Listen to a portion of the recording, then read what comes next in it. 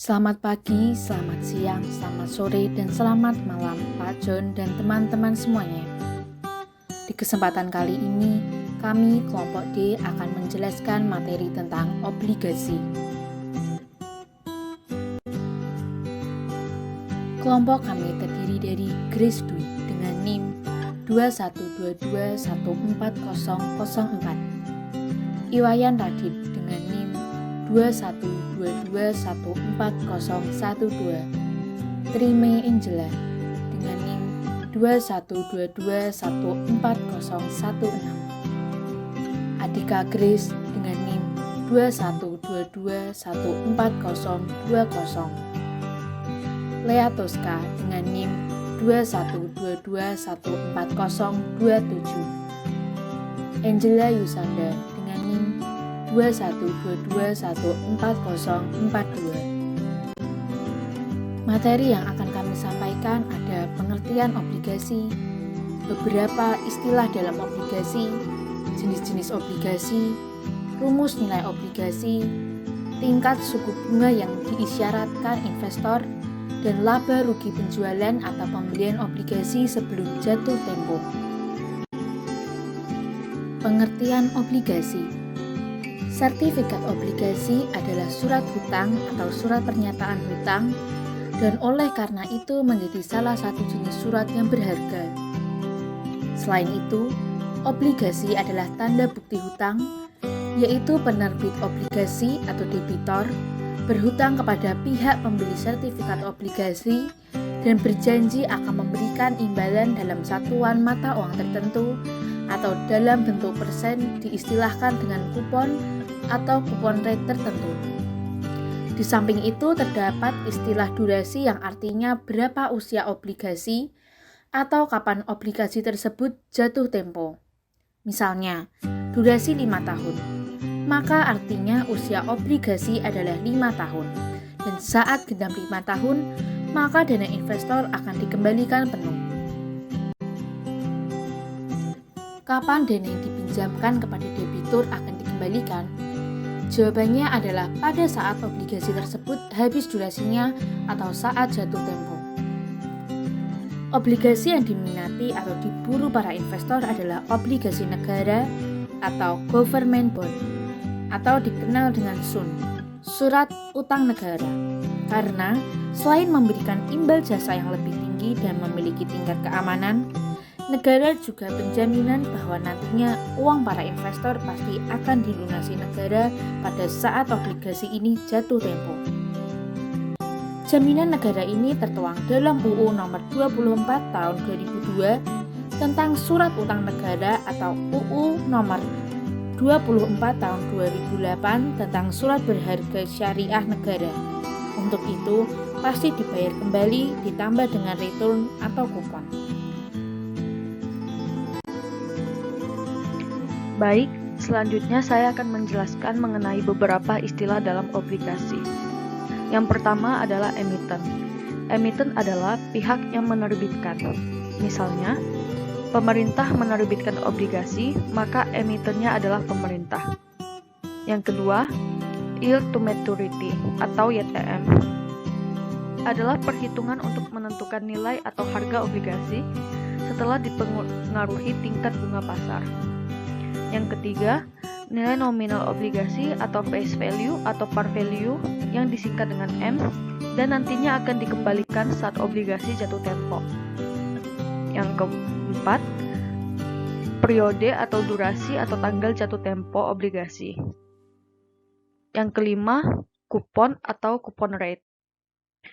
Kupon rate ini adalah tingkat bunga obligasi dalam persentase yang tercantum dalam sertifikat obligasi sebagai imbal hasil yang akan diterima oleh pembeli obligasi. Yang keenam, tingkat bunga yang berlaku di pasar atau KD, atau tingkat suku bunga yang disyaratkan investor, dan ada yang menyebut dengan yield. Tingkat bunga ini biasanya disesuaikan dengan tingkat inflasi dan lain-lain. Yang ketujuh, penerimaan kupon sebagai imbal jasa. Pembayaran kupon ini dalam satuan mata uang tertentu, misalnya rupiah. Misal, Kupon akan diterima kepada investor setiap 3 bulan atau setiap 6 bulan, atau bisa jadi setiap tahun sekali. Yang kedelapan, pasar primer atau primary market, dan pasar sekunder atau secondary market. Pasar primer adalah pasar pertama saat pertama kali obligasi dijual oleh emiten. Sedangkan pasar sekunder adalah pasar jual atau beli yang terjadi setelah pasar primer. Selanjutnya adalah jenis-jenis obligasi. A. Obligasi berdasarkan penerbit atau emitennya dibagi menjadi 3. Yang pertama, obligasi pemerintahan atau government bond. Obligasi pemerintahan adalah surat utang yang diterbitkan oleh pemerintah Indonesia, kemudian ditawarkan kepada masyarakat secara perseorangan. Yang kedua, obligasi korporasi atau corporate bond. Obligasi korporasi adalah obligasi atau surat utang yang diterbitkan oleh perusahaan, baik perusahaan BUMN, badan usaha milik negara, atau badan usaha swasta. Yang ketiga, obligasi pemerintahan daerah atau municipal bond. Obligasi pemerintahan daerah adalah surat utang yang diterbitkan oleh pemerintah daerah melalui penawaran umum di pasar modal. B. Obligasi berdasarkan sistem pembayaran bunganya. Dibagi menjadi 3. Yang pertama, obligasi tanpa bunga atau zero coupon bond. Obligasi tanpa bunga adalah suatu obligasi atau surat utang yang tidak memberikan pembayaran bunga secara berkala atau tanpa kupon, sebagaimana obligasi pada umumnya, sampai surat utang itu jatuh tempo. Yang kedua, obligasi kupon tetap atau fixed coupon bond. Obligasi kupon tetap adalah surat utang yang menawarkan tingkat suku bunga tetap kepada investornya hingga jatuh tempo surat utang tersebut. Yang ketiga, obligasi kupon mengambang atau float coupon bond.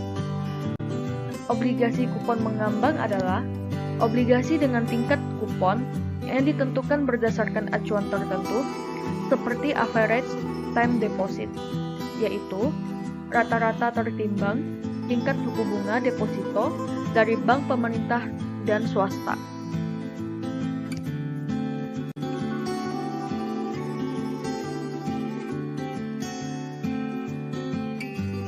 Slide selanjutnya, jenis-jenis obligasi. Poin C, obligasi berdasarkan hak penukaran. Yang pertama, obligasi konversi atau convertible bond. Yang kedua, obligasi tukar atau exchangeable bond. Yang ketiga, obligasi dengan opsi beli atau callable bond. Dan yang terakhir, obligasi beli atau putable bond. Poin D, obligasi berdasarkan kolateral atau jaminannya. Yang pertama ada secured bond, yang kedua ada unsecured bond. Slide selanjutnya masih jenis-jenis obligasi. Poin E, obligasi berdasarkan nilai nominal. Yang pertama, obligasi konvensional atau conventional bond. Yang kedua, obligasi retail atau retained bond. Untuk poin F, ada obligasi berdasarkan imbal hasil. Yang pertama, ada obligasi konvensional atau conventional bond. Dan yang kedua, obligasi syariah atau syariah bond. Jadi sekarang kita akan membahas rumus nilai obligasi.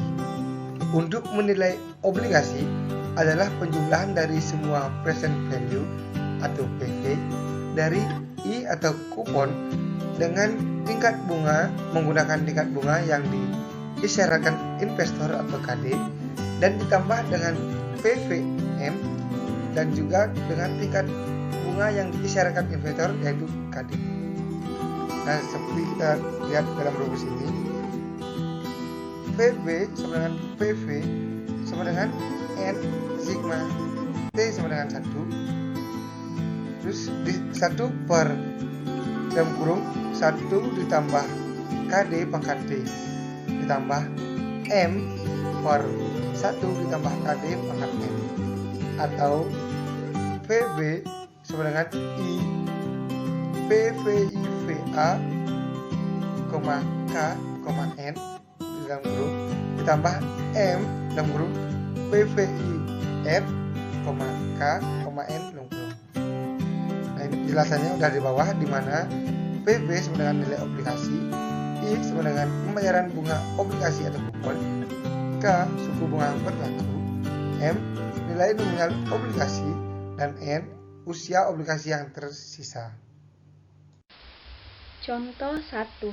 Perusahaan A menerbitkan obligasi 5 tahun dengan nilai nominal sebesar 1.000 dan memberikan kupon sebesar Rp 100 sama dengan 10% yang akan dibayarkan setiap tahun.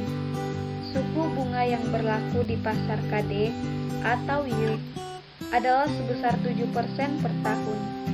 Hitunglah berapa yield to maturity YTM atau nilai obligasi tersebut. Jangan lupa dibuat skema rentang waktunya. Nah, jadi pada gambar 9.1 ini kita akan membahas tentang skema rentang waktu nilai obligasi atau PP perusahaan A dengan KD sebesar 7% per tahun, di mana dari setiap kupon diterima di setiap tahunnya seperti berikut. Pada tahun pertama, mari kita hitung 100 per dalam kurung 1 ditambah 7% pangkat 1, itu hasilnya 93,457. Pada tahun kedua, 100 per dalam kurung 1 ditambah 7% pangkat 2, itu hasilnya 87,343. Pada tahun ketiga, 100 per dalam kurung 1 ditambah 7% pangkat 3, itu hasilnya 81,629. Pada tahun keempat, 100 per dalam kurung 1 ditambah 7% pangkat 4, itu hasilnya 76,289.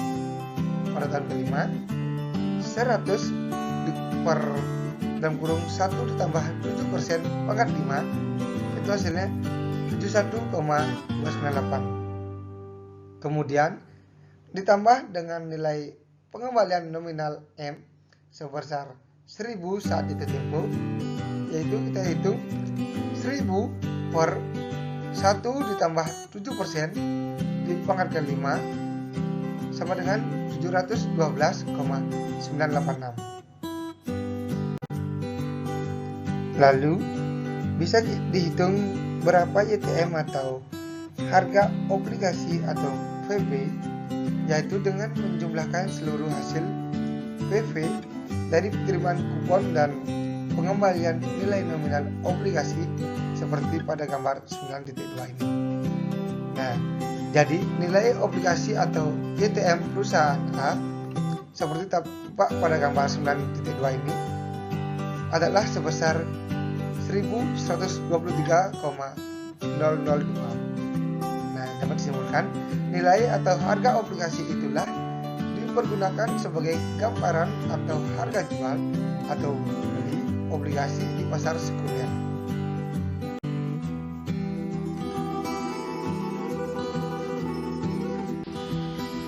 Contoh 2.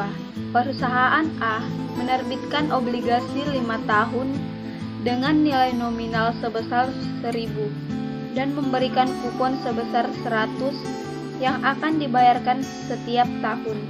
Hitunglah berapa nilai obligasi tersebut apabila suku bunga yang berlaku di pasar atau KD adalah 5% per tahun, 100% per tahun, dan 15% per tahun. Jawaban: untuk KD sebesar 5% sudah dihitung dan nilai obligasi perusahaan A sebesar Rp1.123.002. Kemudian menghitung berapa nilai obligasi perusahaan A jika KD sebesar 10% per tahun. Skema rentang waktu YTM atau nilai obligasi perusahaan A dengan KD sebesar 10% per tahun. Kemudian dihitung present value dengan tingkat bunga yang disyaratkan investor sebesar 10% per tahun dari setiap kupon yang diterima setiap tahunnya seperti berikut. Nah, rumusnya ada YTM sama dengan VB sama dengan sigma present value. Tahun pertama yaitu 100 dibagi dalam kurung 1 tambah 10% tutup kurung pangkat 1 sama dengan 90.909. Tahun kedua 100 dibagi tutup dalam kurung 1 tambah 10% tutup kurung pangkat 2 sama dengan 82.644. Tahun ketiga yaitu 100 dibagi dalam kurung 1 tambah 10% tutup kurung pangkat 3 yaitu 85.131. Tahun keempat 100 dibagi dalam kurung 1 tambah 10% tutup kurung pangkat 4 sama dengan 68.301. Tahun kelima 100 dibagi dalam kurung 1 tambah 10% tutup kurung 5 sama dengan pangkat 5 sama dengan 62.092.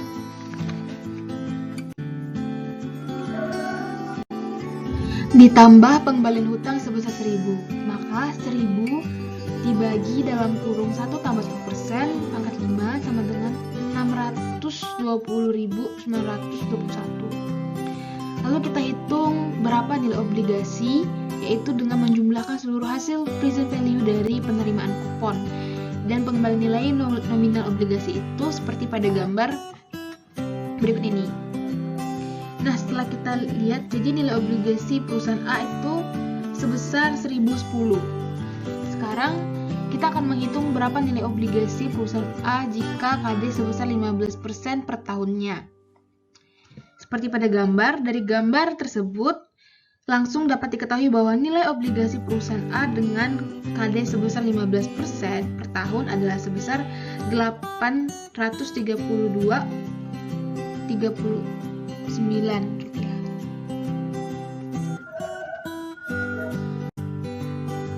Selanjutnya, dari perhitungan KD, mulai yang meningkat dari 5%, 10%, dan 15%, maka nilai obligasi akan turun dari 1.123,002,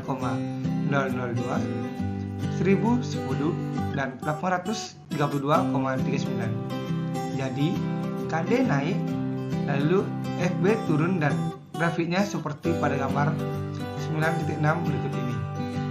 Nah, terlihat pada gambar grafik perubahan YTM atau nilai obligasi akibat naik turunnya KD. Dapat disimpulkan, jika bunga obligasi atau coupon rate lebih besar dari yield atau suku bunga pasar atau KD, maka YTM atau harga obligasi lebih tinggi dari nilai nominalnya.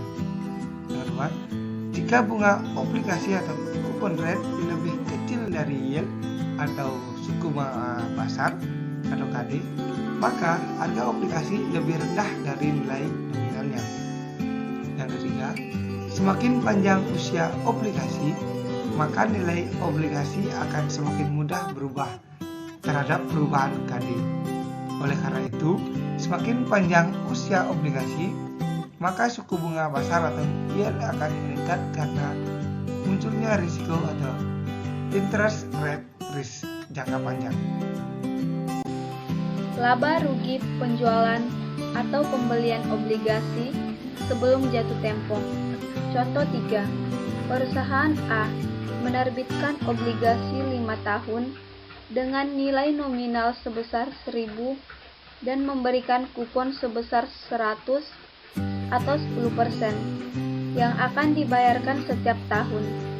Hitunglah berapa nilai obligasi tersebut apabila yield atau suku bunga yang berlaku di pasar atau KD adalah sebesar 5% per tahun, dan obligasi ini akan dijual persis setelah menerima kupon di tahun ketiga.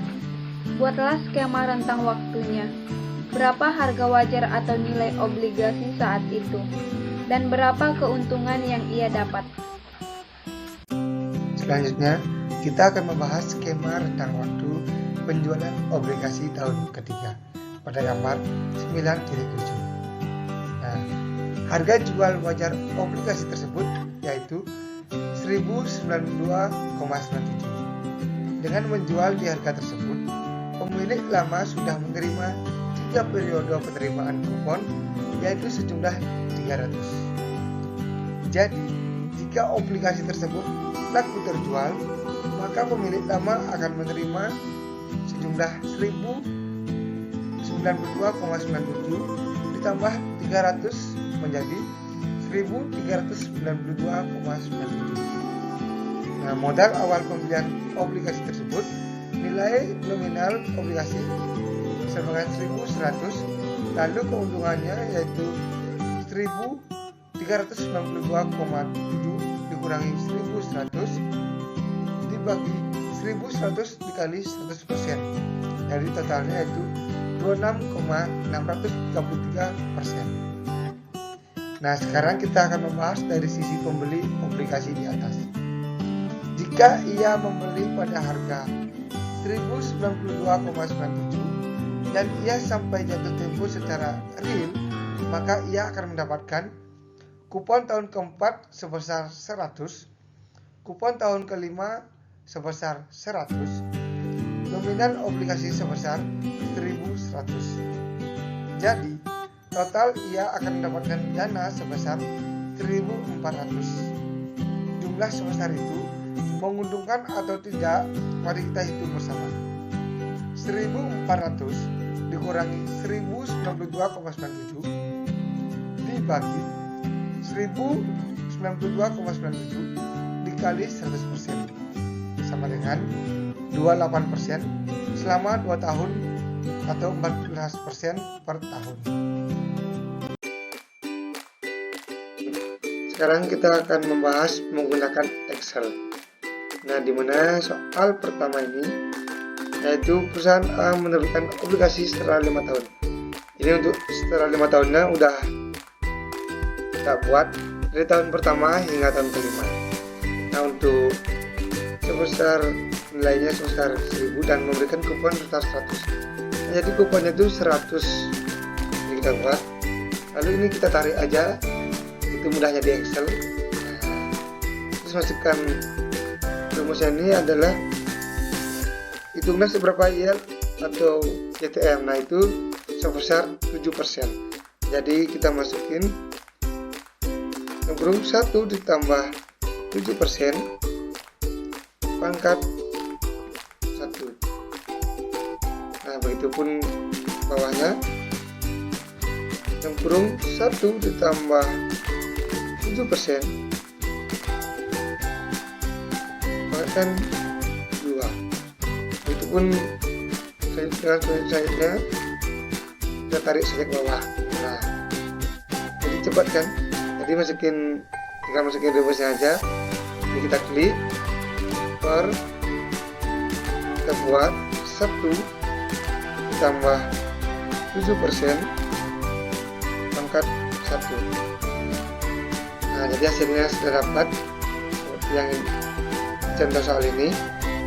Lalu begitupun dengan berikutnya, sama dengan 100 per dalam kurung 1 ditambah 7% pangkat 2. Ya, hasilnya dapat.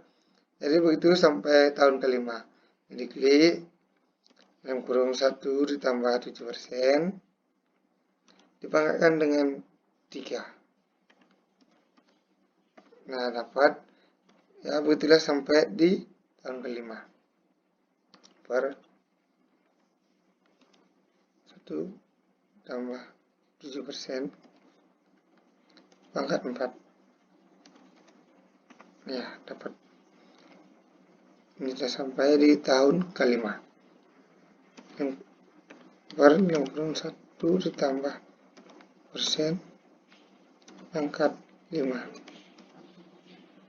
Nah, jadi ini sudah dapat hasilnya teman-teman. Nah, jadi sekarang kita akan menghitung keseluruhannya. Jadi ini terdapat nilai nominal sebesar 1.000. Jadi kita masukin rumus saja untuk menghitung totalnya. sama dengan 1000. Masukkan rumus seperti biasa. 1 ditambah 7% dibanggakan 5 karena ini hitung 5 tahun. Nah, jadi total keseluruhannya adalah 712,986. Nah, jadi begitu teman-teman cara mudahnya untuk menggunakan Excel. Lalu kita lanjut ke soal yang kedua. Nah, di mana soal kedua ini adalah kita menghitung rentang waktu. Ini soal pertama, ini soal kedua. Menghitung rentang waktu. Nah, jadi caranya itu hampir sama teman-teman. Ini kita copy aja, biar nggak dibuat lagi. Jadi kita kosongkan saja kontennya ini. Jadi insert home. Bentar, ini dipenghalang oleh gininya. Nah, udah dapat. Jadi bentar, udah oleh screen recordnya. Clear content. Nah, udah clear. Jadi perusahaan ini menerbitkan obligasi setelah 5 tahun. Ini udah kita buat 1-5 tahun. Nilai nominal sebesar 1000 sama. Kupon 100, kita buat 100. Nah, itu kita tarik. Nah, jadi rumusnya sama aja seperti yang di atas teman-teman. 1 ditambah, karena ini permintaannya suku bunga 10%, jadi kita buat 10% dikalikan 1. Nah, begitupun sama dengan bawahnya. Nah, dikasih tarik aja. Untuk menghitung hasil sama aja teman-teman. Masukin kuponnya ini per yang kurung 1 ditambah 10% dipangkatkan 1. Enter. Nah, hasilnya sudah ketemu teman-teman. Nah, jadi kita hitung lagi sama saja dari yang tadi, per yang kurung 1 ditambah 10%. Nah, dikali dipangkatkan 2. Nah, sama aja teman-teman. Jadi begitulah caranya sampai di tahun kelima. Rumusnya ini permanen, memang gini dari sumbernya. Kita tinggal mencontohkan saja. Nah, ya begitulah teman-teman. Sangat simpel menggunakan Excel ini. Kita harus bisa memanfaatkan teknologi dengan baik supaya tidak kalah zaman. Nah, ini dikali pangkatkan dengan 4 kali 1 ya per yang kurung 1 ditambah 10% pangkatkan 5. Ini 10% teman-teman. Nah, bentar, masih bisa dapat. Jadi kita sekarang akan menghitung total pengembalian utang. Nah, jadi caranya sama teman-teman. Ini soalnya kan 1000. Nilai nominal dengan 1000. Nah, jadi kita hitung sama dengan 1000 per dalam kurung 1 ditambah 10% dipangkatkan dengan 5 karena 5 tahun. Nah, jadi total pengembalian itu adalah 620,921. Nah, begitu teman-teman cara mudahnya menggunakan Excel. Jadi, terima kasih teman-teman.